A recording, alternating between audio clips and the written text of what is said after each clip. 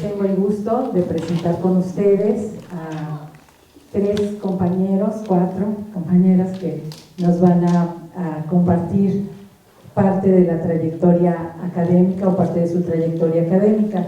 Platicando con el maestro César Jiménez, quien también está impartiendo la asignatura, pues pensamos que podríamos compartir el caso también con su grupo, y después lo comentamos con la maestra Leticia Fierro, que accedió también para, gracias Leti, accedió también para compartir con su grupo este caso.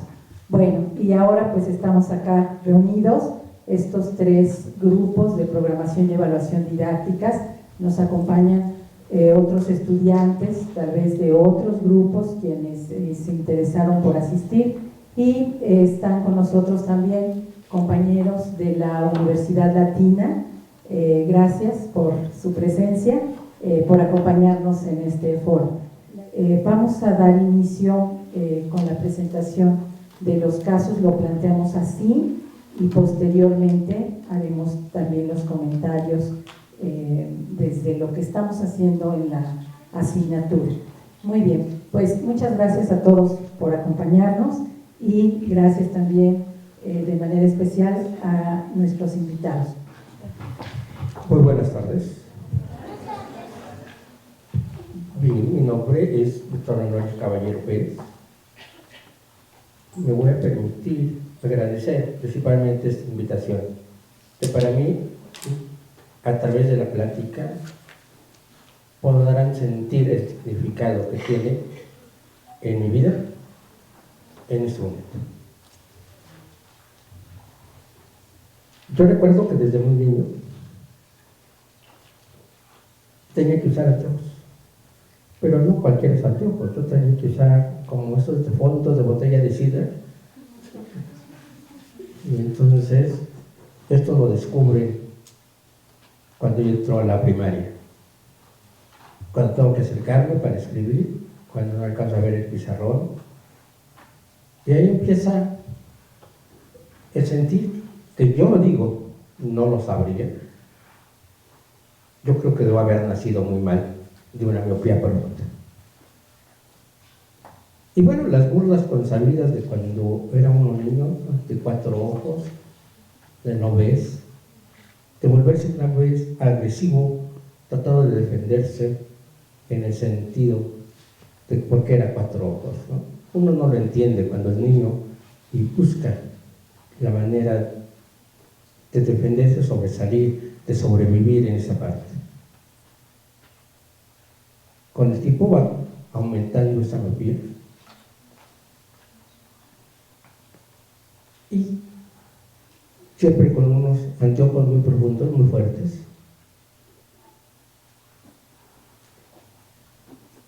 Que con el tiempo, bueno, desaparecieron, pero no porque no lo necesitara, sino porque ya no me ayuda, ¿no? Esa es otra cosa diferente. Decidí en algún momento, porque en mi familia había maestros, profesores normalistas, decidí seguir esta carrera, porque pensé que era la forma posterior de seguir estudiando, de avanzar a una carrera universitaria, que ese era mi propósito. Pero al terminar la normal, realmente siendo un chamaco de 19 años, creyendo que uno se puede comer al mundo, tenía un hermano mayor que era pedagogo,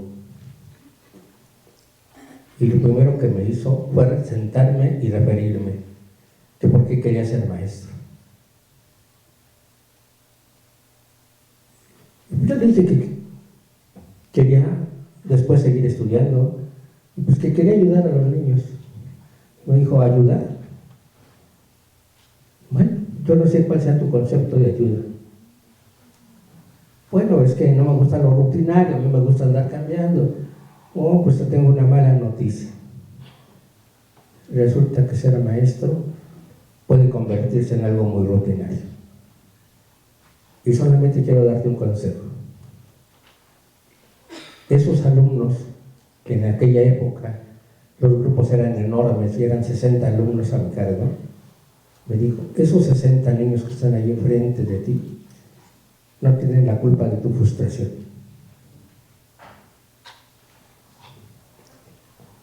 Si vas a ser maestro, piensa que ellos no tienen la culpa. Y aquí empezó la lucha, por no querer ser igual que todos. Por querer ir cambiando un poco la situación y la visión de ser un profesor.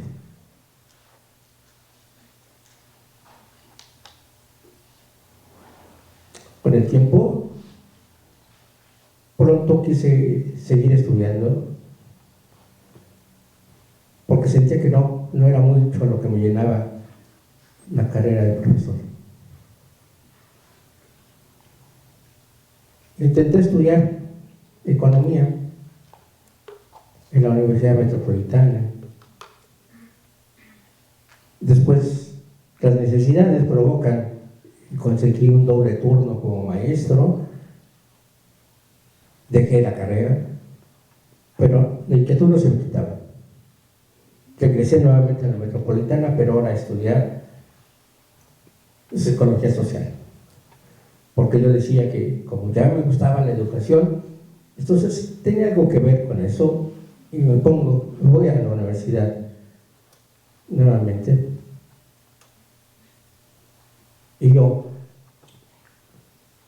tengo que dejarla porque ya tenía doble turno, no era posible trabajar el doble turno, ir a la universidad,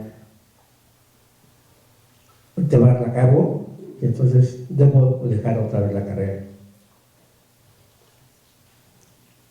Tuve la oportunidad en ese momento de que me invitaran a una comisión técnica a trabajar en cursos para padres y maestros. Se dio la oportunidad de que me dieran muchos cursos, luego los reprodujese. Y entonces sí, me enganché por completo en todo esto, lo que es la docencia. Fui descubriendo que era lo que realmente había encontrado.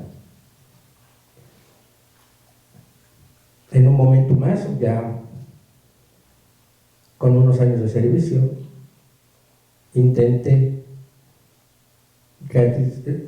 reanudar mis estudios en la escuela normal de especialización en especialidad de problemas de aprendizaje.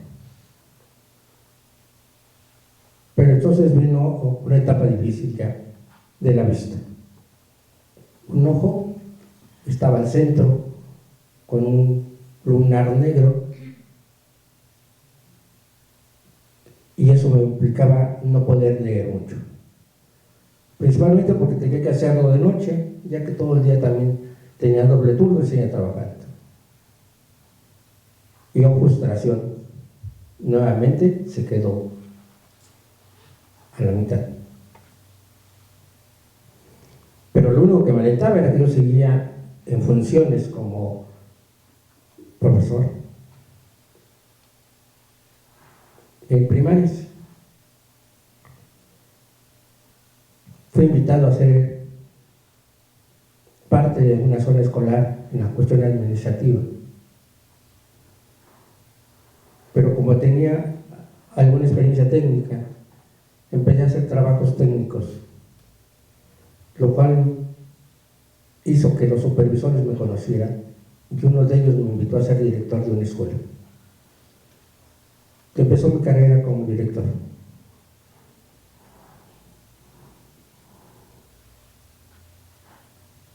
La sorpresa mayor fue que al siguiente año, después de esa escuela primera, era una escuela muy pequeñita, decían que yo jugaba en la escuela en ella, porque era una escuela de 90 y tantos alumnos, con 6 grupos, vespertina, y entonces, la verdad es que sí era jugar a la escuelita. Pero posteriormente me invitan a trabajar, al año exactamente, a dirigir una escuela, que en concepto, en cantidad, es la más grande en el Distrito Federal. Una escuela que está patrocinada por la Secretaría de Hacienda y por la Secretaría de Educación Pública, que tenía 1.500 alumnos, tenía 36 docentes, y en total éramos casi 60 gentes que laborábamos ahí. Y todo parecía bello, todo parecía un triunfo. Durante ese momento empezó el problema de la vista mayor. Y fue mayor tristeza porque me hicieron una operación de córnea que me regresó un poco la vista. Pude volver a manejar y andar de aquí para allá y hasta carretera y todo. Y a los 2 años de esta operación empieza a disminuir la vista paulatinamente.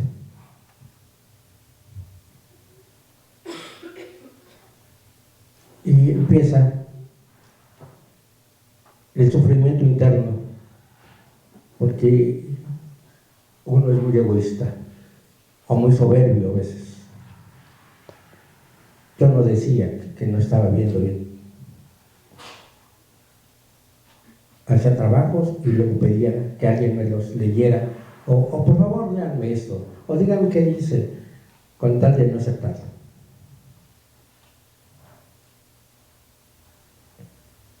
Pero era imposible negarlo, mi visión estaba disminuyendo y el diagnóstico era muy trágico en ese momento. Era una retinopatía degenerativa por la miopía profunda que iba a terminar en ceguera total. Por fortuna, eso lleva casi 20 años y todavía estoy aquí. Y todavía me atrevo a ir y venir. Pero si regreso a ese momento, fue muy difícil.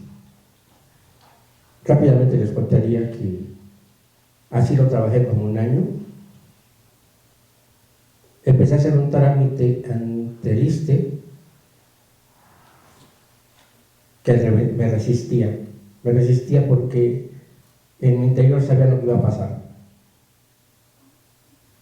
Y lo comprobé un día que trabajando solicité permiso para ir al médico. Y lo primero, al terminar de revisarme, el oftalmólogo me dijo: pues profesor, le tengo 2 noticias. Como siempre, una buena y una mala, ¿no? Pues ahora vamos a ver, díganme cuál es. Una es que ya se va a jubilar. Ah, caray, lo bueno es que no me han avisado, ¿no? Pero ya me van a jubilar. Y la otra es que a partir de este momento usted tiene incapacidad. A partir de este momento, para mí, ya no trabaja. Y eso es el impacto más fuerte. Muy fuerte, porque yo estaba saliendo de la escuela para ir a visita. Y yo ya me iba a regresar a trabajar. Ya me habían incapacitado.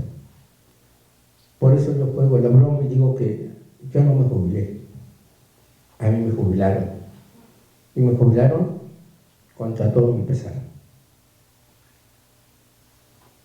Porque esa escuela tan grande que les platico había logrado estar entre las mejores 60 escuelas del DF.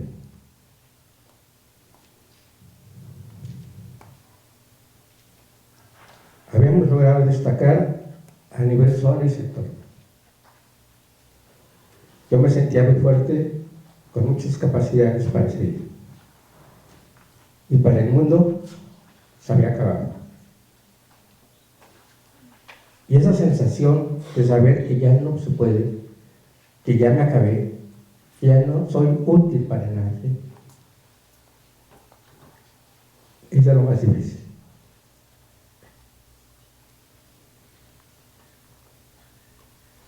resistí. Hablé con mis jefes y pedí que me dieran la oportunidad mientras mandaban a los nuevos directores, que me dejaran trabajar mientras me adaptaba o aceptaba que tenía que irme.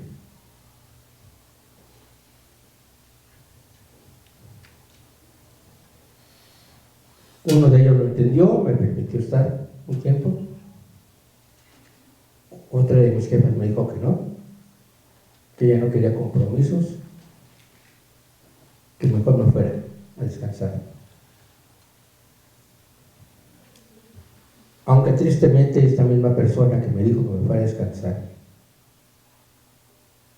con el tiempo comentó que seguramente estaba comprando mis incapacidades, porque ella no me veía tan mal como para tener una discapacidad total y permanente.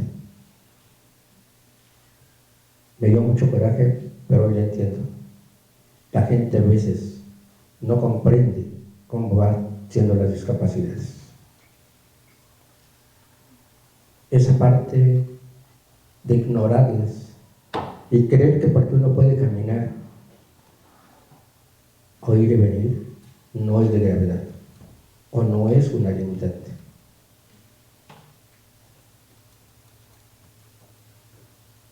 Y entonces a uno, en lo personal, me cuesta trabajo nuevamente pensar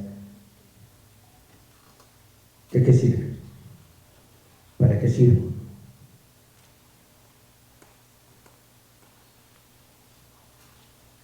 En lo personal no tuve hijos y entonces llegó el momento en decir, si yo me quedo muerto, a nadie le hago falta. Hoy puede acabarse mi vida.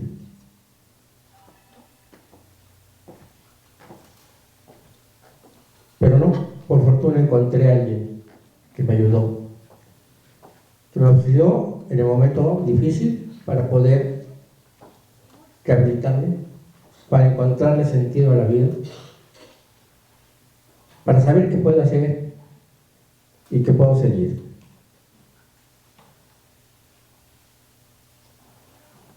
Él es mi profesor, mi gran amigo, el profesor César Jiménez, que me ha permitido y me ha ayudado para salir adelante. Hoy puedo ver la vida, aunque no la vea físicamente, ¿sí? Pero puedo ver con optimismo. Hoy lo puedo ver con una aceptación de seguir, no para nadie, solamente para mí. Y eso me permite seguir estando junto a él para aprender, venir a su universidad a escuchar algunas clases, para seguir actuando en lo que me gusta y para retarme a mí y a la vida de que no se acabe. Muchísimas gracias.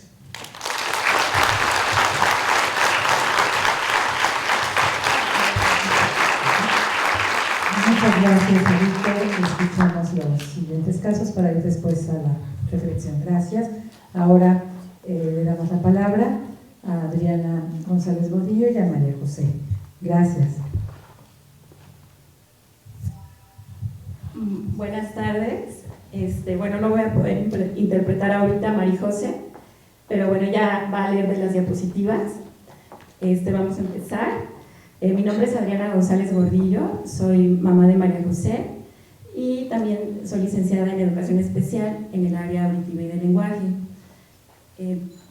Actualmente me encuentro trabajando en una unidad de Educación Especial y Educación Inclusiva en la Secretaría de Educación Pública, como maestra de comunicación. Bueno, vamos a empezar. Les voy a presentar el caso de María José. Es el título de la presentación, es la educación de la persona con síndrome de Charge. En español se diría Charge, pero es del idioma inglés, también es Charge, ¿no? De ahí viene el término. Si nos ayudan para pasar la diapositiva, por favor. Gracias. Bueno, el síndrome Charge es un acrónimo. Cada sigla es una malformación en el idioma inglés. La C corresponde al coloboma, que es una malformación del ojo que llegan a tener algunos de los niños, y por esa malformación pues obviamente hay una pérdida visual. La H es HERD, es una cardiopatía. A, atresia de coanas. Las coanas son unos conductos que comunican a la nariz con la garganta, por donde se permite el paso del aire. La R es retraso en su desarrollo y crecimiento, y la G son anormalidades genitales, y a veces entra ahí los problemas en las vías urinarias. Y la EARS son anomalías en el oído, es lo que significa Charge. Si podemos pasar a la siguiente, por favor. Bueno, estas características se presentan en diferentes porcentajes y no todos los casos son iguales. Puede que algunos niños tengan una característica que destaque de todas, grave, y a lo mejor pueden tener o no tener algunas de las demás. Y aquí podemos ver una tabla más o menos de los porcentajes, que está el coloboma en un 80-90%, el retraso mental en un 80%, que ahí es importante mencionar que está en duda, pues son niños que normalmente, como tienen una pérdida auditiva o una pérdida visual, no es que haya un retraso, sino que la información que normalmente cuando aprendemos por esas dos vías, son las más importantes para aprender. Pues si están, si hay un daño, pues obviamente la información no llega de la misma manera. Defectos en el pabellón auricular, también, bueno, es casi la mayoría, los nervios craneales, hipoplasia genital, corazón, y así sigue la lista de las distintas, de las características que pueden llegar a tener. También llegan a tener paladar y labio leporino, fístula traqueosofágica y problemas de riñones, anomalías faciales. La que sigue, por favor. Este síndrome se da en 1 de cada 8.500 nacidos vivos, y en Europa en 1 de cada 110.000 nacidos vivos. Mundialmente 1 de cada 10.000 nacidos vivos. No es muy común el síndrome. Perdón, ya no le comenté a César que realmente se está describiendo lo que está en las diapositivas y con gusto las compartimos con ustedes, ¿sí? Sí, estamos explicando. Si pueden ayudarme con la siguiente. Con la siguiente. Bueno, ahorita ya les voy a presentar el caso de María José. Ahorita fue en general como las características de lo que es Charge, y bueno, ahora vamos con el caso de María José. María actualmente tiene 19 años. Bueno, yo tenía 14 años cuando ella fue concebida. La que sigue.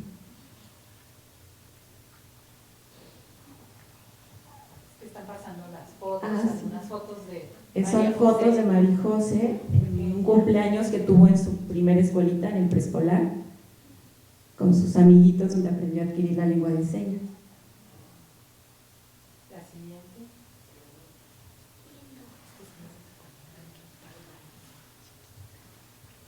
Así pueden cambiar, por favor, la diapositiva. Gracias. Bueno, María José al nacer presentó dificultades respiratorias. Cuando le intentan pasar la sonda por las narinas, pues se dan cuenta que tiene una atresia de coanas, y pues notan una parálisis facial derecha, que fue la primera impresión, ¿no? La parálisis facial y lo de su atresia de coanas, ¿no? Que estaban cerradas, por lo que al nacer ella respira por la boca. Aquí es importante también mencionar que los niños, porque ya venimos programados para dar nuestro primer respiro por la nariz, ellos no saben respirar por la boca. Eso lo aprendemos después. Y en el caso de María José, pues al momento de nacer, al no poder respirar por la nariz, ella respira por boca, ¿no? Bueno, presentó también sus pabellones auriculares con implantación baja, el paladar hendido y una fisura palatina, ¿no? Sus pabellones están más abajo de lo normal, es de que en la gestación pues no se desarrolló. Al nacer se operó al tercer día para corregir la atresia de Coanas, que la hicieron la cirugía por medio del paladar para poder abre el paladar para que quiten toda la membrana, hueso que pueda estar obstruyendo, que no se abre durante la gestación. Y a los 14 días se le realizó una traqueostomía debido a que estuvo intubada y al mes se le detecta el soplo cardíaco. La que sigue, por favor. Bueno, como vieron que ella padecía, tenía diferentes características, los genetistas la valoraron y ya la diagnosticaron con el síndrome Charge, al ver que sí tenía lo del... El coloboma también pueden ser los nervios craneales y ahí entra la parálisis facial y el nervio auditivo. Entonces, no tuvo coloboma, pero sí la parte de la parálisis facial entra en la C, la H el corazón, su soplo, la atresia de Coanas, el retraso en su desarrollo y crecimiento, la G, sus genitales, anatómicamente es pequeña su vulva, y la E, las orejitas mal formadas y la sordera. Entonces cumple con pues sí, los 6, ¿no? Las 6 características que tiene un niño con Charge. ¿Pueden pasar la siguiente, por favor? A los 7 meses le corrigieron el soplo porque presentaba hipertensión pulmonar y a los 8 meses ya fue necesario colocarle una sonda de gastrostomía para alimentarla porque la comida se le iba hacia los pulmones en pequeña cantidad y eso le generaba infecciones de vías respiratorias muy frecuentes y a la larga le podía ocasionar un daño severo a sus pulmones. Entonces pues y estaba con desnutrición, entonces lo ideal era hacerle la sonda de gastrostomía. La que sigue, por favor. Y el pronóstico que daban de ella pues era así de un mes de vida y para que caminara pues también era así de poco prometedor. Se trabajó en casa con el método Doman y gracias a esos estímulos logró arrastrarse, gatear y caminar a los 3 años. Este método Doman en Filadelfia se lleva un programa donde los niños se les da un programa de ejercicios físicos y a la par desarrollan también otras áreas como la inteligencia. Se lleva un programa de lectura también con letreros rojos y también empezamos con María José a hacer eso y él parte de la idea de que todos los niños tienen que pasar por todas las etapas, arrastre, gateo y caminata, porque el cerebro se desarrolla de esa forma para lograr otros avances, ¿no? Para lograr caminar era importante que ella pasara por esas etapas y a los 3 años ya logró caminar. La que sigue, por favor. En marzo de 2011 se le colocó su marcapasos debido a la bradicardia que presentaba. Aquí es importante también mencionar que esta arritmia no tiene nada que ver con el síndrome. Esto fue después, debido a que ella, como tenía muchos padecimientos de pequeña, de fiebres muy altas, las infecciones respiratorias, en algún momento su corazón también se enfermó, se inflama, y cuando desinflama queda una secuela en el seno coronario, en la parte que regula nuestro ritmo cardíaco. Y por esa razón le fue necesario implantarle un marcapasos. Ya con esta cirugía, porque con arritmia no podían operarla para poderle retirar la cánula, cuando la intubaron eso dejó una lesión. Al cicatrizar se hizo como un callo y para hacer esa cirugía era un poco complicado porque tenían que sedarla varios días y con la arritmia cardíaca no podía aguantar una anestesia de tantos días. Entonces ya con el marcapasos, si estaba de alguna forma protegido su corazón, entonces ya podían intervenirla. Y ya la operaron de la traqueoplastía, y en octubre del 2014 la decanularon, le lograron quitar ya la cánula y le retiraron también su sonda de gastrostomía. Actualmente, después de 17 años que pasaron, ya se alimenta por vía oral y respira por su nariz. O sea, comió 17 años y respiró por una traqueostomía, 17 años. La que sigue, por favor.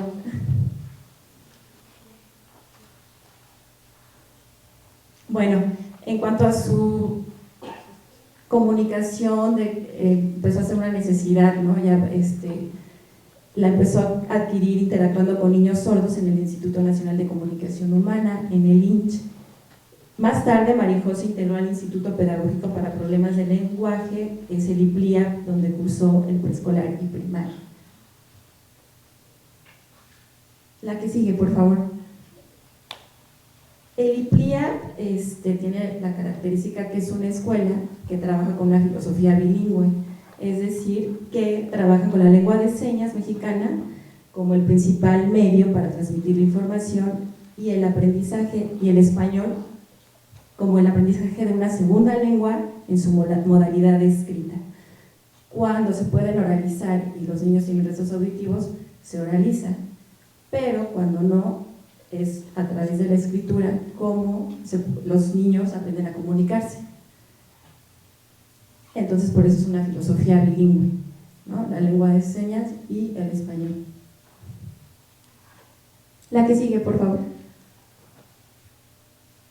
Actualmente cursa tercero de secundaria en el Colegio Jesús Urquiaga, gracias a un proyecto de inclusión donde ellos van a una escuela de niños oyentes y hay grupos de sordos con un intérprete.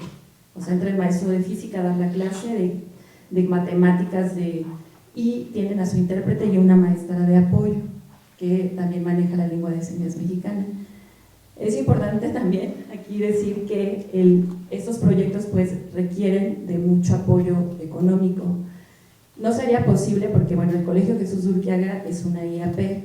Con el IPLIAP hicieron como este programa, ¿no? Pero después de muchos años, o sea, tuvieron que pasar casi 10 años para que pudiera haber un proyecto así, digno, por ejemplo, ¿no? Porque no en cualquier escuela vamos a llegar, y yo, por ejemplo, no podría decir voy a llegar a inscribir a María José a la escuela de la esquina de mi casa, a la secundaria, porque para empezar no hay ni los recursos, ¿no? No habría una atención, una educación digna para ella, ¿no? Aunque muchos maestros ahí tengan las mejores intenciones para poder apoyarlos, no lo hay. O sea, no. Ella necesitaría un intérprete, por ejemplo, ¿no? Y bueno, este proyecto está subsidiado por donativos, por empresas, y la colegiatura que nosotros pagamos, estamos subsidiados como con una beca, es decir, que no pagamos como la colegiatura real, ¿no? Sino que una parte la pagan las empresas que apoyan, y pues sí requiere pues sí, es caro, ¿no? Pagar un intérprete. Y ya son 3 grupos, es decir, María José ahorita sería la segunda generación que sale con este proyecto, este programa de inclusión en el Colegio Jesús Urquiaga. La que sigue, por favor. Aquí pongo una reflexión de la importancia que ha sido para María José y para toda la familia que lo manejamos y sus amigos, el lenguaje de señas. Bueno, la lengua de señas, aquí lo maneja como el lenguaje de señas, es, en manos de quien lo dominan, un lenguaje sumamente bello y expresivo, para el que ni la naturaleza ni el arte han procurado a los sordos sustitutos satisfactorios en sus relaciones mutuas. Es también el medio fácil y rápido de llegar a sus mentes.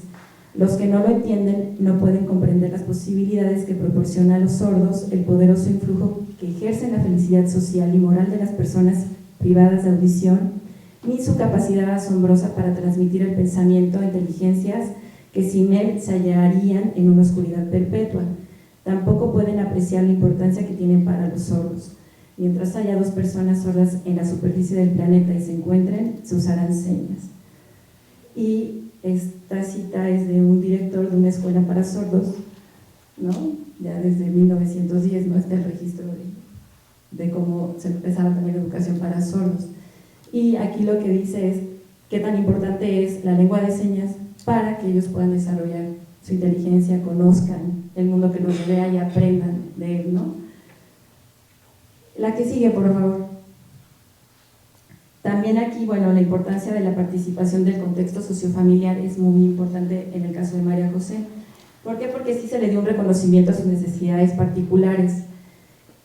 De ahí un respeto a sus posibilidades de desenvolvimiento, es decir, nosotros no podíamos pedirle algo que ella no podía hacer, ¿no? Era, si siempre queremos buscar lo más normal posible, es sordo que hable, ¿no? Pero pues ¿cómo iba a hablar María José si para hablar teníamos que taparle la traqueostomía para que pudiera sacar voz, y aparte tenía una sordera profunda que no permitía como esta retroalimentación, ¿no? No había el input, por ende no había como esa capacidad de poderse expresar. Entonces es respetar desde lo que ella, de acuerdo a sus posibilidades, lo que puede, no porque es que no debe ser así, ¿no? Deben de hablar. Pues en el caso de María José sí se respetó esa posibilidad, a sus posibilidades, ¿no? De desenvolvimiento. Todo esto para lograr en ella su autodeterminación, ¿no? Que ha sido un reto, pero al final de cuentas sí es como algo que, como madre de familia, he procurado que pues pudiera ser lo más independiente posible, aunque ha sido un tema difícil, ¿no? de tratar por todas las situaciones que de pronto se habían presentado. Y bueno, pues para terminar, la siguiente, por favor. Termino con una cita que a veces suena fuerte, pero es la realidad. Es: el sordo sin lenguaje puede en realidad ser como un imbécil, y de un modo particularmente cruel, porque la inteligencia, aunque presente y quizás abundante, permanece encerrada tanto tiempo como dure la ausencia del lenguaje. Esta es de Oliver Sacks, del 2004, escribe el libro Ve una voz, Viaje al mundo de los sordos. Es un libro muy interesante que explica como todo este mundo de los sordos, el desarrollo de su lenguaje. Si pueden adquirirlo y leerlo, de verdad es muy interesante. Y aprendemos mucho a través de él. La que sigue, por favor, y ya terminamos. Aquí está la bibliografía. Y la que sigue, pues esta María José. Muchas gracias.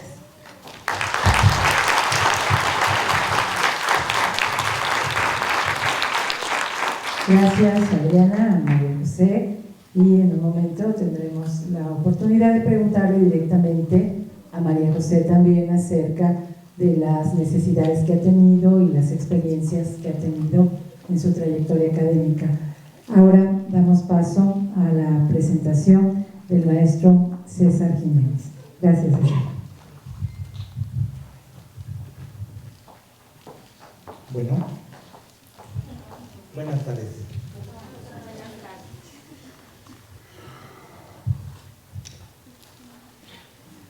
Quiero comenzar con una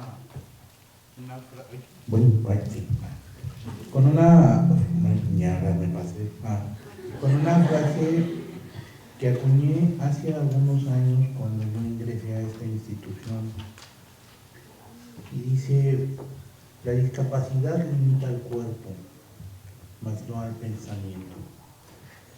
Déjalos volar libres como las aves, y verás cómo estos anidan en tu corazón grandes sueños, metas e ilusiones. Para mí, el haber enfrentado una discapacidad desde una adquisición de la misma, ha sido todo un proceso y ha sido todo un reto, el cual me ha implicado. ¿Me escuchan? Sí. Prefiero así. porque la mera verdad es que se oye como muy feo. Y me voy a quedar sordo y luego al rato van a tener que enseñarme. El haberme tenido que enfrentar a la discapacidad implicó todo un reto sociocultural,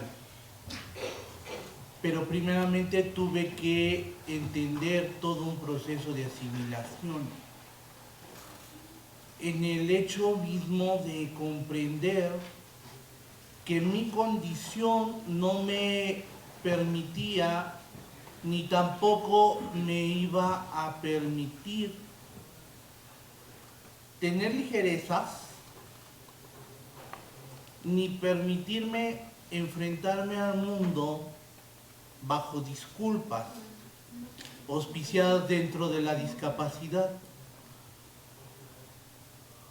Y verdaderamente para mí eso fue todo un reto. Además de que, por otro lado, la familia en la que yo me desarrollé se encargó todo el tiempo en regularme, centrarme y hacerme entender que la discapacidad no era una tragedia, sino era una condición de vida.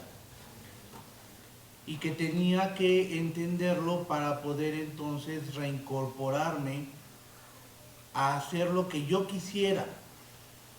Y que lo que yo quisiera lo iba a alcanzar a partir de el solo hecho de que yo me lo propusiera. Cuando yo nací, a los 4 meses, yo me le caigo de los brazos a mi papá, caigo de cráneo, se me sume el cráneo, tengo una hidrocefalia postraumática, lo cual provocó que las válvulas naturales que drenan el líquido del cerebro se averiaran, y eso provocó que entonces me tuvieran que estar operando constantemente. A la edad de los 15 años tuve una disfunción valvular, lo cual provocó que tuviese una inflamación de los nervios ópticos y consigo la parálisis de medio cuerpo y tuviera que quedar paralítico durante un tiempo. Entonces imagínense el proceso, perder la vista, quedar en una silla de ruedas y confinado en cierto modo a un espacio restringido en donde tuve que ir replanteando la vida porque ese espacio me estaba permitiendo darme cuenta que lo que seguía no iba a ser sencillo, implicaba un reto mayor. El acompañamiento que tuve de parte de mis padres, el seguimiento de los médicos, las porras, hizo que entonces poco a poco fuese reencontrando ese proceso en el que yo me había perdido en algún momento. Actualmente yo trabajo en el CAM 25, Instituto Nacional para la Rehabilitación de Niños Ciegos y Débiles Visuales, donde me rehabilité algunos ayeres atrás. Sin embargo, yo me acuerdo mucho de una mujer que todavía está ahí, que se le ocurre decir un día: yo no sé cómo es que a César le dan el alta si él no va a terminar ni siquiera la secundaria. No vale ni siquiera 10 pesos apostarle para ello. Dije, perdón. O sea, ni 10 pesos valgo, pues. Me enfrento al proceso y después otra maestra se me para al frente y me dice: ¿y qué? ¿Vas a querer ser maestro? Y justo aquí, ¿no? Dije, bueno, a ver, espérense. ¿De qué se trata? O sea, hay que ponernos en ese punto de vapulear al pobre que está aquí enfrentando nuevos procesos. Y cuando egreso, o cuando me corren, porque bueno, ya era el momento de irme, después de 2 años, aprendí braille, aprendí computación, aprendí mecanografía, cocina, carpintería. O sea, me faltó macramé, pero la verdad es que no había. No había. Y entonces, como no había, pues no aprendí. Pero cuando yo egreso y me voy a la secundaria, porque tuve que hacer un impasse de 2 años para poder reincorporarme, me vuelvo a enfrentar como el extranjero en tierra ajena. Vi en algún momento, ahora no veo, pero conozco lo que se hace en el mundo cuando se ve, pero no lo puedo hacer porque me ven mal. Pero no puedo hacer lo que hacen los ciegos porque yo no vengo de esa tierra. Y entonces emprender el camino de reconfiguración y de repatriación para una condición nueva que tenía yo que reestructurar y redefinir, no iba a ser sencillo. Cuando yo entro a la secundaria técnica 17, artes decorativas, y habrán de saber que de lo que se dedicaba a esa secundaria era específicamente talleres gráficos. Y cuando me asignan el taller, César, te toca tomar serigrafía y estampado en telas. Válgame el cielo. O sea, vamos a tener que dibujar, vamos a tener que diseñar. Y podría haber sido todo un reto con grandes frustraciones, porque cuando yo veía, era uno de mis grandes pasatiempos. Sin embargo, cuando yo empiezo a dibujar, a partir de la imaginación y del punto de la oscuridad, fue algo bellísimo. Cuando yo egreso de ese lugar y paso a colegio de bachilleres, que es donde yo hice la media superior, estando ya en tercer semestre, entro a trabajar a Linea y entonces empiezo yo a enfrentarme a un nuevo mundo, todo maravilloso, porque me doy cuenta que yo había nacido pa'l choro. Y entonces, qué mejor el poder tener la posibilidad, como el arquitecto o como el escultor, tener en las manos la vida de un otro al que tú puedas imprimir parte de ti a través de la enseñanza. Y en muchas de las ocasiones, parte de lo que yo pude experimentar fue producto de muchas de las cosas que los profesores que tuve hicieron conmigo. Me acuerdo que había un maestro que cuando llegó la primera vez y me vio mi condición, volteó y me dijo: Jiménez, por el hecho de ser ciego aquí tú no tienes privilegios y te voy a reprobar si tú no haces lo que te toca hacer. Es legítimo, válido. Si le echo la hueva, pues voy a tener una consecuencia. Pero es que no es amenaza, es parte de las reglas. El asunto es asumirlas. Cuando me voy a bachillerato, me enfrento a otro docente igual de rudo que agarra y me dice: yo no paso por alto nada, pero el hombre se dio cuenta del esfuerzo y dijo: lo que tú necesites. Y entonces se empezaron a abrir los procesos de enseñanza diversificada para que entonces yo pudiera tener eso que yo necesitaba.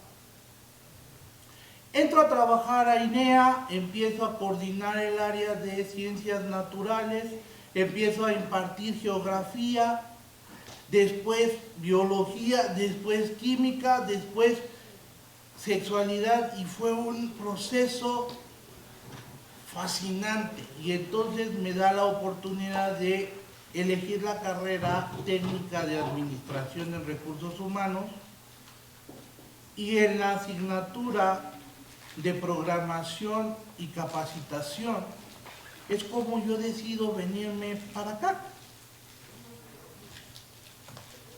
Cuando yo ingreso aquí,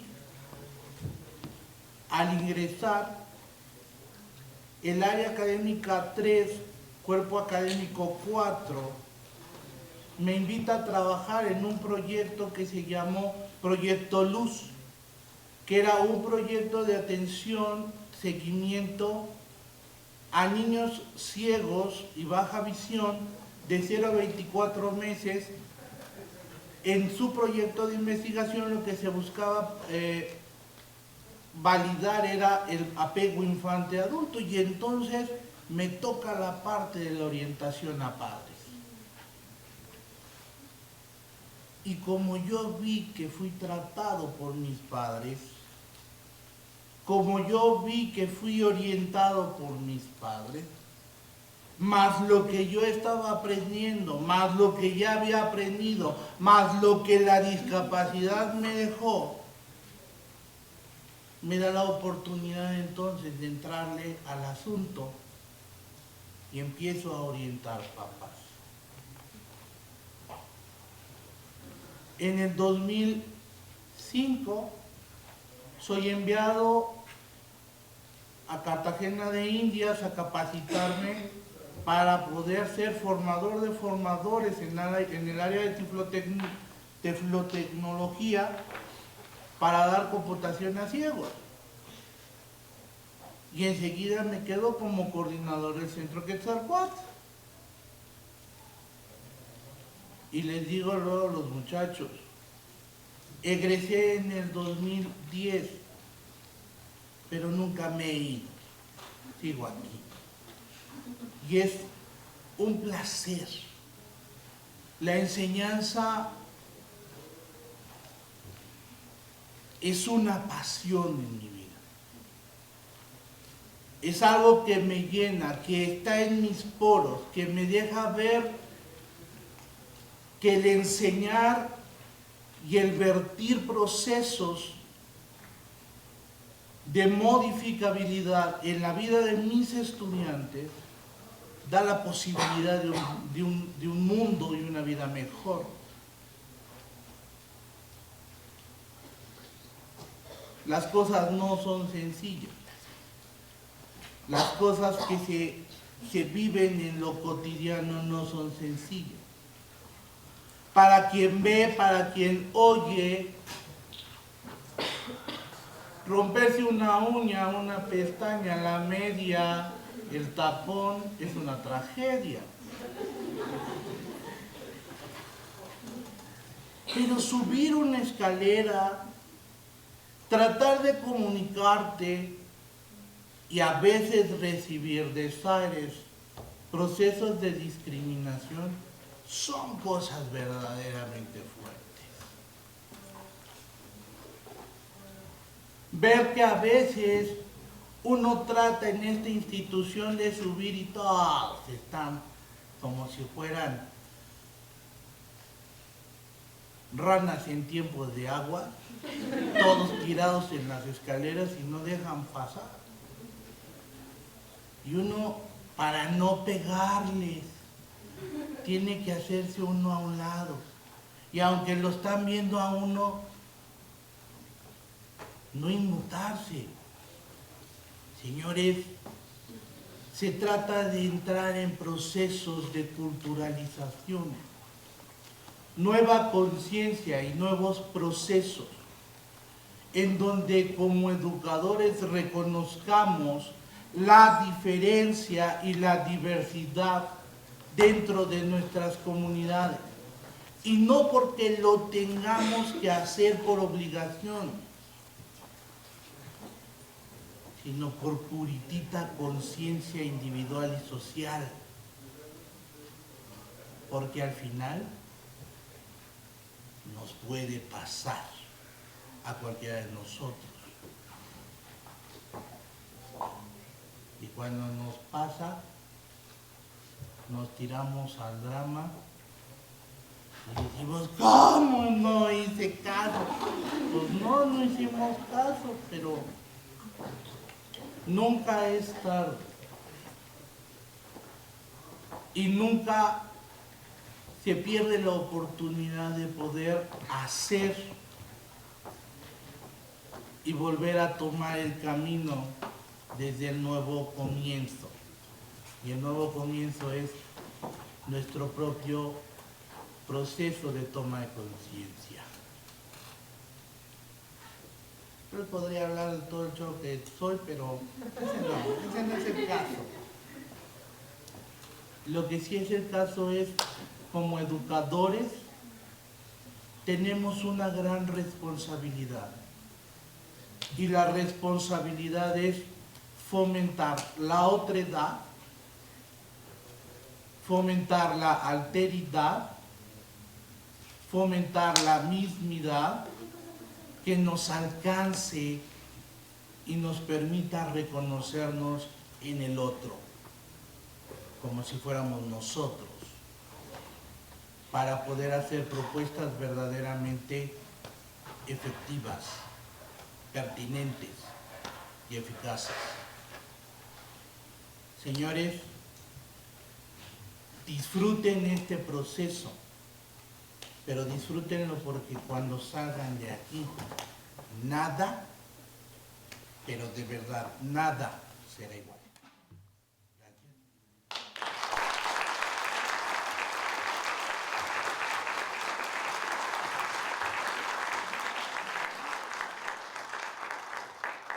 Gracias a César, gracias.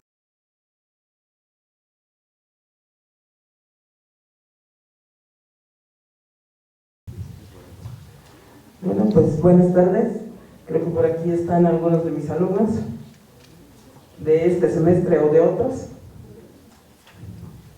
Bueno, en primer lugar, la materia de programación, desde mi perspectiva, tiene que ver con acercarse al ser maestro y a la docencia, pero desde una parte, desde la praxis. ¿Qué quiere decir esto? Desde una práctica reflexionada. Entonces, de esto viene de todo un trabajo que se hace en un cuerpo del área 5, ¿no?, que ya tiene por ahí sus más de 20 años de trabajo en este sentido.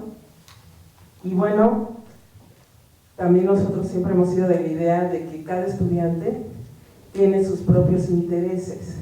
Entonces, si bien en los grupos hay estudiantes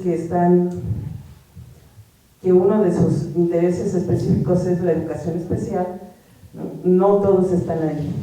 Entonces, pues ya en este grupo de sexto semestre de la presente generación, pues ha habido algunas experiencias de los estudiantes con respecto a encontrar en estos grupos donde llevaron a cabo el taller o el curso que diseñaron, pues estudiantes con capacidades diferentes. Y frente al reto, ¿verdad?, que no era algo previsto en la programación original, pues tuvieron que hacer investigación y recurrir, ¿no?, a personas especializadas, a textos, a experiencias de compañeros del grupo que por historia de vida, ¿no?, y por interés personal, pues han estado relacionados con personas con capacidades diferentes. Entonces, considero que este es un ámbito importante, pero que el interés debe de surgir del estudiante, de su historia de vida y de su historia profesional, presente y futura. Es todo. Gracias, buenas tardes a todos, buenas noches a todos. Bueno, yo soy maestro de la Universidad de Latina, también ustedes acá en la UPN, y estoy estudiando el doctorado ahorita de política de los procesos socioeducativos. Me parece, creo que bien importante en el ámbito educativo poder identificar a partir de los participantes, y gracias por su participación, porque aparte como estudiante y como docente, pues creo que reconocemos muchas cosas que son muy importantes para esto, ¿no? Con mis estudiantes ya les habíamos hablado de la importancia de reconocer las necesidades educativas especiales, ¿no? Una cosa es lo que dicen los libros y otra cosa es verlos ya en el entorno de praxis, ¿no? Identificarlas, reconocerlas, que no es algo que nos imaginemos, sino es algo que están dialogando y que están diciendo ellos, y eso es mucho más importante. Cuando estamos en el aula y vemos estas necesidades, de repente no las reconocemos. Alguna vez hacemos una práctica ahí con diferentes estudiantes para decir, bueno, ¿cuáles son las necesidades educativas? Y de repente no se reconocen o no se ubican en el entorno, ¿no? Y lo vemos en el aula, porque podemos leer a Giraud, a Freire, en fin, a tantos autores ahí, a Gary James, y cuando tenemos una necesidad educativa especial en el aula, no sabemos o no reconocemos, para empezar, a veces no se reconoce y luego no se sabe atender estas necesidades. Entonces me parece que los casos que exponen son muy interesantes, tanto para el docente como para los estudiantes, para que puedan identificar qué es una necesidad educativa especial y cómo se van a enfrentar en el aula, ¿no? Algo que aprendí aquí como estudiante en la Universidad de aquí de la UPN es construir nuevas realidades, ¿no? Y creo que estos casos nos permiten construir nuevas realidades, enfrentarnos a las cosas reales, ¿no? A las cosas prácticas. Y yo haría una pregunta a los participantes, que nos hablaran un poco específicamente cuáles son sus necesidades educativas especiales, ¿no? A partir de que lo vivieron de sus trayectorias académicas, porque me parece que la categoría de trayectorias académicas es bien importante porque nos permite identificar los elementos socioculturales, socioeducativos que van viviendo los estudiantes a lo largo de su trayectoria académica, ¿no? Entonces yo dejaría aquí, y si nos pueden decir cuáles son sus necesidades educativas especiales que viven directamente. Digo, César ya lo comentó, esto que los estudiantes están sentados en las bancas, lo vemos acá y en otras universidades, ¿no? Que ven que pasa la gente y pues disimulan que están en el móvil, ¿no? Y se quedan sentados. Yo creo que esto es algo que hay que sensibilizar mucho, ¿no? Y más los estudiantes en educación o que están en el entorno educativo deben de ser muy sensibles a esto, para poder reconocer a un sordo, a una persona con discapacidad intelectual, a un ciego, a una persona ciega, en fin, todo esto que es algo muy importante en el aula, ¿no? Gracias. Bueno, yo quisiera hacer una pregunta principalmente a la mamá de María José. El decir, bueno, el saber que mi hijo presenta una discapacidad siempre es un impacto muy fuerte. Pero ¿cómo enfrentar el impacto de una discapacidad con la cual no se está familiarizada? El hecho de que sean sordos, que sean ciegos, es algo que normalmente nosotros podemos pues imaginar a grandes rasgos. Pero el decir tiene un síndrome el cual es muy poco común, ¿cómo podemos nosotros, tanto como mamá y posteriormente como profesional, en enfrentar un síndrome que realmente no estamos o que no conocemos? Nada, agradecerles por estar aquí con nosotros el día de hoy y darnos un poco de su tiempo. Por otra parte, me gustaría decir que bajo el nuevo modelo educativo ya no se llaman necesidades educativas especiales, se llaman barreras para el aprendizaje y la participación, ¿no? Con el nuevo modelo educativo. Y bueno, otra de las cosas que quisiera abordar es, por ejemplo, el término que dijo el profesor, y ocupar mucho la otredad entre los chicos que estamos aquí, ¿no? Porque muchas veces es como, sí da coraje el hecho de que, por ejemplo, estén pasando, por ejemplo, en algunos casos los profesores que tienen alguna discapacidad y no tengamos como ¿cómo podría decirlo? Como disponibilidad o sensibilidad para acomedirnos, no sé, a darles una mano, ¿no?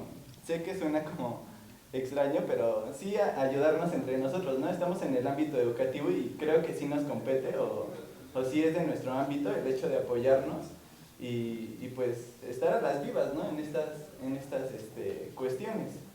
Y pues ya, yo creo que sería todo ello. Gracias. Hola, buenas tardes. Yo me llamo Mariana y soy de la Universidad Latina. Esta pregunta va a empezar para la mamá de Marijó.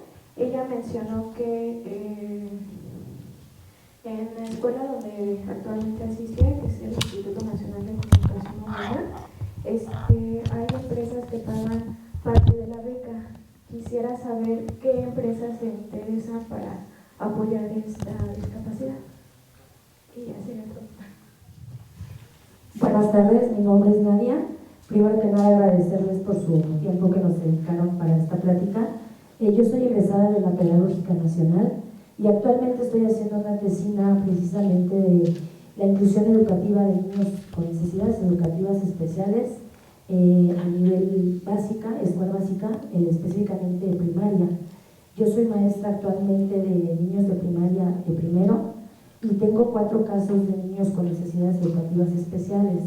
Y mi pregunta es directamente para el maestro César, para ver si me podría como ubicar un poquito en el sentido de, primero que nada, qué piensa del término de la inclusión educativa y sobre todo una duda que me ha surgido demasiado es saber a partir de qué momento, si es que se está a favor de esto, cuál es el momento idóneo para empezar a hacer esta inclusión educativa, que lo platicamos mucho ahorita y decían ustedes, más que educarnos para incluirnos, es como ver algo muy normal, por permítanme la palabra, tal vez está mal dicha, pero a aprender a convivir con esta gente desde pequeñitos. Ahora yo lo estoy haciendo con niños tan pequeños de 6 años.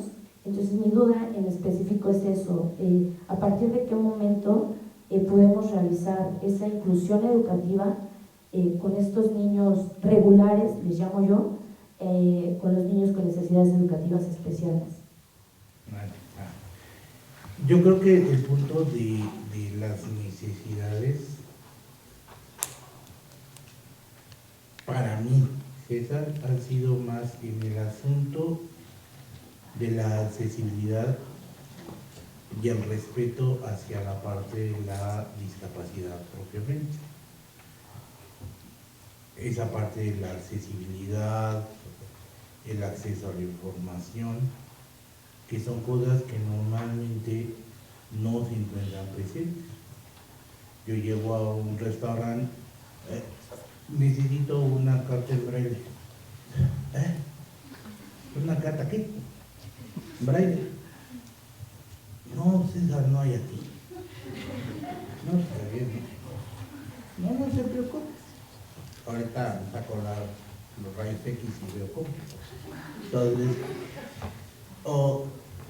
ya llegué aquí a la universidad y todos los cajones para discapacidad están ocupados porque se les ocurrió, ¿no? O vamos a subir el elevador y pues va el de intendencia con su bote de basura. Entonces dices, espérame, entonces, ¿cuáles son esas partes?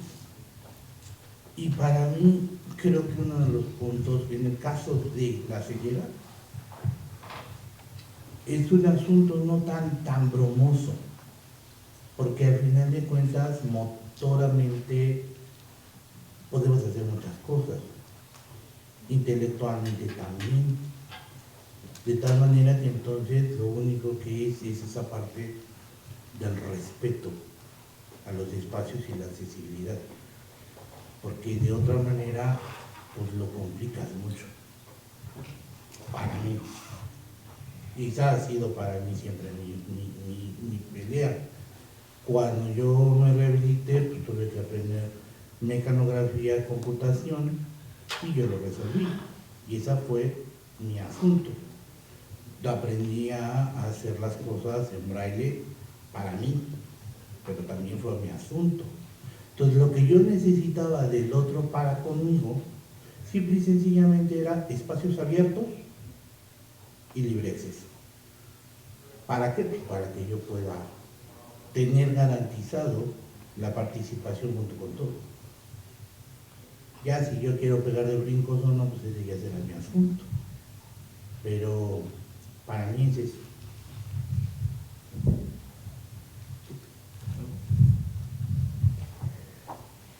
Creo que esa parte de una necesidad importante, a diferencia de, por ejemplo, de César nos decía del gran apoyo familiar. Hay veces, en algunos casos, que el apoyo se confunde y esa es una necesidad para uno que tiene la discapacidad. Lo hacen sentir inútil, lo hacen sentir a uno tonto, que no puede hacer cosas que parece que ya no piensa uno.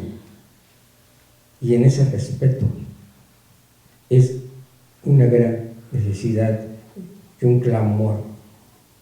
Es, sí, no veo, pero no he dejado de pensar. Esa, insisto, es para mí una gran necesidad.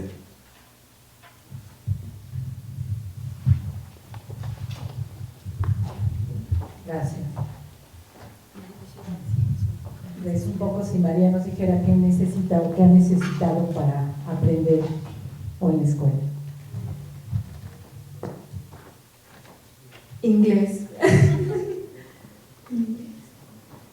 Es que a veces no entiende.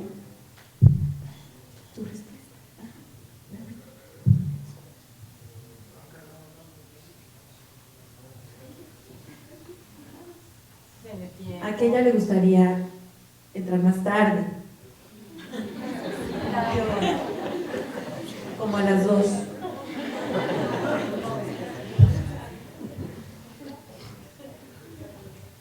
Estoy preguntando que de qué hora, 2 a qué, de 2 a 8 de la noche.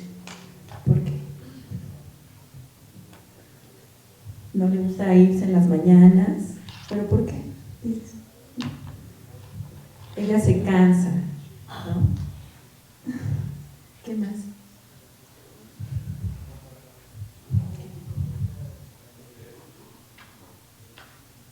Que sí le ayuden a explicarle el inglés en lengua de señas para tenerlo más claro, que pueda aprender a dibujar porque algunas materias no le gustan, a veces son muy exigentes. Cuando me regañan mucho yo me siento, me duele, me regañan, ella se siente triste, ¿no? Pero tampoco quiero que me consientan. Yo a veces sí necesito que me regañen.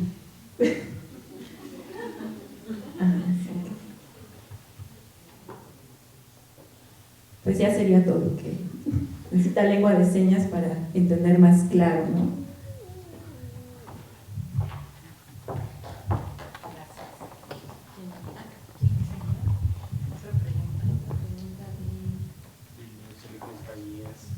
De las empresas, voy a responder esta que es cortita. Pues es el Colegio Jesús Urquiaga. El INCH es una institución que está dentro del Instituto Nacional de Rehabilitación y ahí acudió María José, pero a estudios y para aprender la lengua de señas en un primer momento. Ya después el IPLIA y el Colegio Jesús Urquiaga, que son como escuelas que pertenecen a la asistencia privada, por ende pues se manejan con donativos. Las principales empresas, está Mixup, que hacen una campaña que dice Oye tú que oyes, que da como gran parte de los donativos para subsidiar a pagan ellos unos intérpretes y el IPLIA paga a otros. Pero entre ellas hay muchísimas empresas. Está el Palacio de Hierro y bueno, como se manejan las instituciones de asistencia privada, casi siempre son las mismas empresas, Deloitte, pues no las tengo ahorita presentes, pero sí es Mixup, Deloitte y otras más, ¿no? Que hacen como sus aportaciones. Y con respecto a lo que me comentabas, nada más me puedes recordar un poco Sí, el impacto. el impacto. Ajá. Pues, a ver, ¿me puedes repetir otra vez? Sí, el impacto que fue el saber que tu hija tiene una discapacidad desconocida. Pues sí es muy difícil a veces porque nos dicen, los médicos dicen, tiene tal síndrome Charge, pero no nos explican qué es. De hecho, todo lo que yo sé del síndrome es porque yo lo busqué. Yo me metí a internet, busqué algunos casos, pedí un manual donde pude leer más cosas de lo que se trataba el síndrome, pero nadie me lo explicó. De hecho, muchos maestros no lo conocen, ¿no? Sí es difícil porque el impacto que genera es, bueno, uno empieza a buscar sus redes de apoyo, ¿no? Por medio de amigos, especialistas de diferentes disciplinas, y posteriormente en la escuela pues sí es como a veces un poco difícil porque a María José como que la ven, bueno, es que es sorda nada más, y bueno, partiendo de la sordera pues sí, a lo mejor ven a un sordo, pues sí tiene muchas potencial para hacer muchas cosas, pero a veces como que dejan a un lado la parte del síndrome Charge de María José, que pues a lo mejor ella por la parte física, todo lo que ella tiene, ¿no? Pues todavía no puede andar sola, por ejemplo, en el camión, todavía no se le ha entrenado tampoco para eso, ¿no? Pues sí, había estado por tiempo muy vulnerable y de pronto como que en la escuela olvidan como esa parte de lo que ella, el charge, ¿no? Que es, ¿no? Como que dicen, bueno, es sorda nada más, y bueno, pues mientras sea sorda, pues ya, pero no ven como que ella, eso que dice de que quieren tratar a la escuela, para ella sí es como algo, le cuesta trabajo a veces despertarse, ¿no? Es como, pues no sabemos en realidad cómo su corazón esté funcionando, qué tanta desgaste de energía puede llegar a tener ella. Entonces muchas veces como que los maestros me han dicho, no, y le dicen a ella, no, es que tú puedes, sí, o sea, sí, pero como les decía, reconociendo sus posibilidades también de no pedirle más a veces de lo que no puede, ¿no? De exigirle de, sí está padre, ¿no? Que como la traten como a cualquier otro chico, que la incluyan, pero no respetando sus posibilidades de desenvolvimiento, como lo decíamos en la presentación, ¿no? Pues sí, por algo ella está expresando, pues quiero dormir más, o me gustaría, rindo más en la tarde, pues a lo mejor sí sería ver como, o que no sean siempre las mismas materias, a lo mejor otras, ¿no? Sino como que le meten a ella mucho como el deber ser, así debe ser y así debes venir, si no vienes, pues somos exigentes y te regañamos, ¿no? Entonces es más o menos así como lo que hemos vivido, ¿no? Por una parte la sordera y por otra parte lo que implica todo lo que es el síndrome Charge, ¿no? Creo que estaba César, tenía pendiente una respuesta. ¿César? Pero también quiero, para todos nosotros, quiero hacer una acotación de acuerdo a lo que acaba de decir, puedo hablar de María José y lo que acaba de decir Adriana. Y es algo que va básicamente al asunto de los diagnósticos. Cuando nosotros como educadores y como especialistas de la educación nos damos a la tarea de reconocer que el mundo no nada más está compuesto de ciegos, sordos, intelectuales, motores y tallas bajas, sino que también hay otro tanto que va definido por las discapacidades múltiples. Entonces nuestra gama y nuestro crisol se hace todavía más amplio y nuestro requerimiento y nuestra obligación es poder ir a ese punto de poder tener ese diagnóstico muy claro de qué más es lo que requiere, en dónde está situada la necesidad y dónde está justamente la barrera, como decía el compañero, la barrera para el aprendizaje. Y entonces tenemos los elementos para poder ir diseñando propuestas. Porque si nosotros nada más nos quedamos con el hecho de que, es sorda, tú necesitas, lengua de señas. Pero hay chicos que nada más, los maestros se van a bailar a charme y nada más no logran aprenderlo. Y se resisten. Pero les gustan más los tableros de comunicación, ¿no? Y entonces el proceso resulta ser mucho más sencillo. Pero si nosotros flexibilizamos el proceso a través de un reconocimiento claro del diagnóstico, tendremos la posibilidad de ser más precisos y tener herramientas mucho más propicias y pertinentes para poder dar esos andamiajes a los chicos. Y entonces no ser tan cuadrados para decir, es que entonces si eres, necesitas. Ciego, igual braille. Sí, espérame. Sí, necesito braille, pero ¿qué crees? Tengo neuropatía en las manos y no siento nada. Pues no sé, te damos unos piquetes con un alfiler para que aprendas. No, es que tenemos que ir buscando metodológicamente los procesos y los enfoques para poder entonces ser más oportunos y pertinentes. Ahora, la persona que decía de lo de la inclusión. Sí, te pregunto qué opinas sobre el término de inclusión o qué es la inclusión educativa. Nadia, si quieres que... Sí, Nadia, adelante.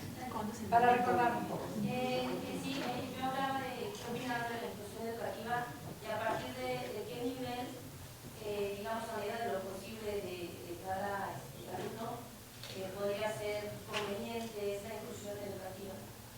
Ok.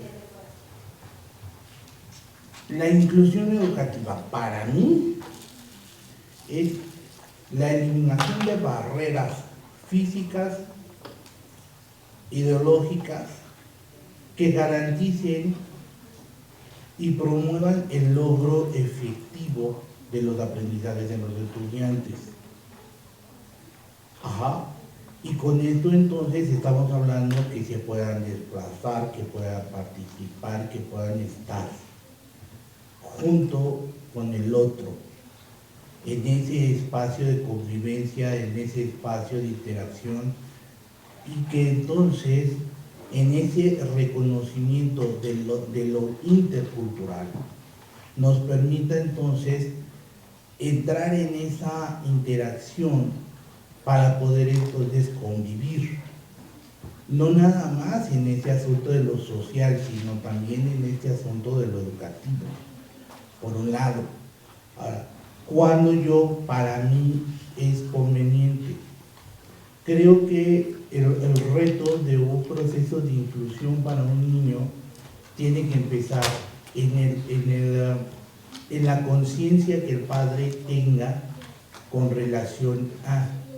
¿Por qué? Porque si el papá cree que el mundo es riesgoso, cree que el mundo es agresivo, que se lo van a robar, todo lo ha habido por haber. Y entonces los fantasmas de los padres son más amplios que las posibilidades que el educador puede darle en las herramientas. Entonces el niño no se puede incluir, porque el papá va a estar ahí, duro,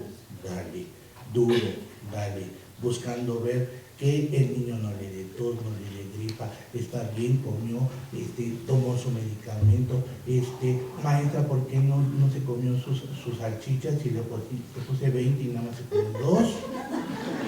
Entonces, el proceso es muchísimo más complejo, porque por un lado es proporcionarle esas herramientas a través de las cuales le sirvan de plataforma para poder apoyarse y realizar procesos comunicativos, sociales, académicos y de cuidado personal. Pero una vez que ya las adquirió, ahora entonces tenemos que trabajar con el papá para que entonces baje sus niveles de ansiedad y entonces disculpen, papás, no dejen trabajar tranquilos, porque si no, entonces vamos a tener al papá como parte del salón y entonces no va a poder ser. Va a convertirse en un factor que frene el proceso. Ahora, dos momentos, quiero que lo entiendan, y es el proceso de integración es el derecho inherente que tienen todos a estar en un espacio social, educativo, ¿sí? Y nadie lo puede evitar. Pero la inclusión implica algo muchísimo más complejo, porque entonces requiere de poseer todo ese conjunto de competencias para poder ponerlas en juego, para poder entonces entrar a la participación social. Entonces, hay papás que dicen, es que yo lo voy a meter desde ahorita en la escuela. Sí, está bien, nadie le puede decir que no, está, artículo 41 de la Ley General, todos pueden estar. Pero, señora, no sabe, no tiene todas las herramientas, no va a ser propicio. La voy a demandar. Está bien que se quede, aunque no vaya a hacer nada. Entonces, el padre tiene que entrar en una conciencia de que el hijo necesita contar con las herramientas para poder hacer disfrute de todos esos derechos. No sé si resolví tu problema o lo amplié más. Gracias, César. Gracias, acá tengo que ver, gracias, César. Bien, pues ya está César en el terreno de la reflexión acerca del papel de la programación. Bien, pues, maestro César, un abrazo, felicidades, muchas gracias por esta oportunidad. Yo creo que estas debilidades que muestran nos dan posibilidades para desarrollar otras cualidades que socialmente o institucionalmente carecemos. Me atrevo a pensar en el caso de la mamá de 14 años, ¿no? Un abrazo, un aplauso para esta madurez que mostró, que demostró y que desarrolló. Por supuesto, si alguien ha intentado aprender el braille, híjole, la verdad que mi ineptitud es absoluta. Esta debilidad que hemos generado, ¿no? es enorme. Y vaya, y las cualidades que ustedes desarrollan, por supuesto, yo quiero pensar en esta forma concreta de la otredad, efectivamente el reconocimiento al otro, pero el otro que es tan inmenso, que no lo conocemos, que desconocemos a partir de nuestra ceguera de lo normal, entre comillas, lo normal, por supuesto.